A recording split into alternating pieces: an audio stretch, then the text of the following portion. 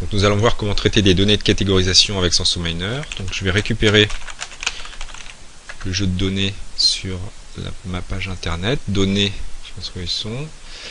Et donc on va récupérer le jeu de données description de parfum par catégorisation. Donc dans la rubrique analyse de données, description de parfum par catégorisation.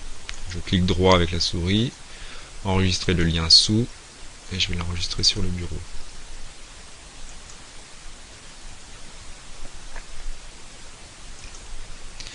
Donc je vais maintenant lancer, importer le jeu de données à partir des recommandeurs.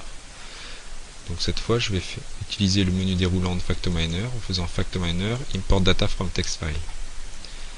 Alors l'intérêt c'est qu'il y a une case ici qui permet de préciser que le nom des parfums est dans la première colonne du jeu de données. Donc je vais appeler le jeu de données parfum. Le séparateur de champ est le point virgule. Et je n'ai pas de virgule. Je clique sur OK. Je récupère le jeu de données. Jeu de données parfum. Donc je vais résumer le jeu de données. J'ai les parfums et chaque colonne qui correspond à un juge. Et donc j'ai 98 juges en tout. Donc je vais ensuite cliquer sur SensoMiner, Holistic Approach, Sorting Task. Donc par défaut, tous les juges seront considérés comme des variables actives. Et donc, Graphical Option, je peux cliquer dessus et laisser tout par défaut. Par défaut, on va construire des ellipses de confiance.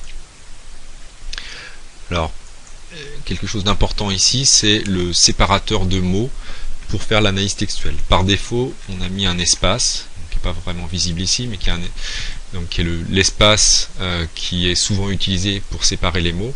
Donc il faut faire attention ici, parce que si les mots sont séparés par des virgules, il faudra mettre une virgule ici.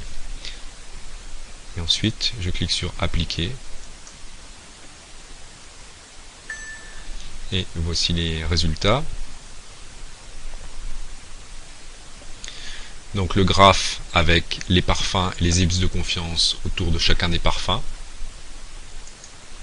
Le graphe avec un point qui correspond à un juge, donc un juge qui a une coordonnée élevée sur un axe, par exemple le juge 62, a une coordonnée élevée sur le premier axe, ça veut dire qu'il sépare bien les parfums par rapport à la première dimension.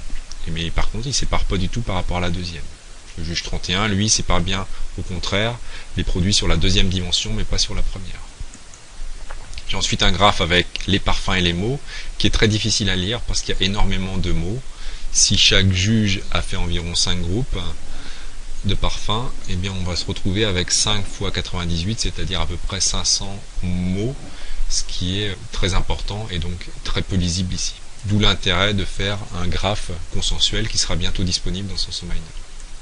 Un graphe avec les mots consensuels.